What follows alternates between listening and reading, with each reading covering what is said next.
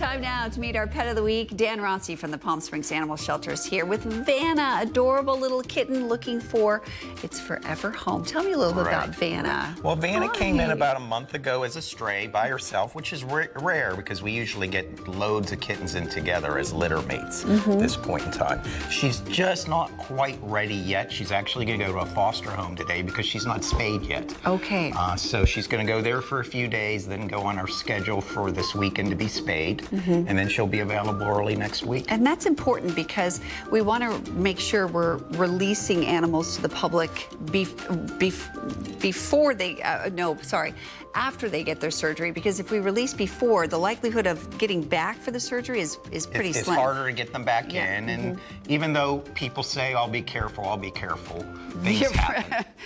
They can't do much about the animals wanting to do their thing, right? Exactly. And again, we just have way too many animals in our community. That's part of the problems of why shelters are so overcrowded. Absolutely. Right now. And I'm finding more and more that the foster network is really the key to making this all work more successfully and getting people to adopt, because while we have the intake is a little bit lower, I'm hearing that adoptions are lower, so we can't really get them out of the shelters. Right, exactly. And like the stay in shelters, which is the average time an animal sits in the shelter, we're seeing it doubled. We used to be pre-COVID about 17 days. We're over 30 days that animals are sitting in the shelter. So they're taking up cages twice as long, again, clogs the system. Right, absolutely. And again, the solution is spay and neuter. So our communities need to get much better at that. Right, absolutely. I'm going to be actually talking a little bit more about that tonight. That'll be great. Vanna,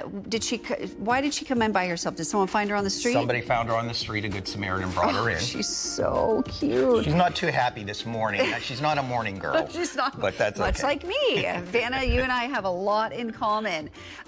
This is kitten season, right? So if you're looking to adopt a cat, this would be the time. This is the time. If you're especially looking for kittens, the next probably 2 to 3 weeks, we're at that point where they're just going to be hitting our adoption floors. So this is a great time if you want to bring a kitten into your life. And we always recommend too, because they keep each other company. Absolutely. I just actually adopted my second cat, and they really love having each other because I'm gone during the day and they hang out. Exactly. Or when I'm out of town, which is quite nice.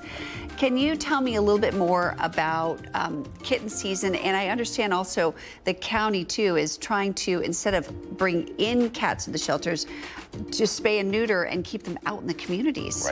Right. Again, and that's really the wave of what's going on across the country, and one of the ways we can solve the problem. If a cat is healthy and happy outside, we should make sure it's spayed and neutered so it's not making other ones, and just leave it there because they thrive, they're happier there. When you bring an outdoor cat into the shelter, they get stressed, they get sick, they get pneumonia, and it's so hard to get them healthy at that point in time. So it is better if you see a community cat out there. Most likely somebody's feeding it if it's at a good, healthy weight. Again, and just leave it alone. Just leave it alone. If it is a cat that's severely underweight or looks sick, certainly, please get that cat to your local shelter, though. Got it.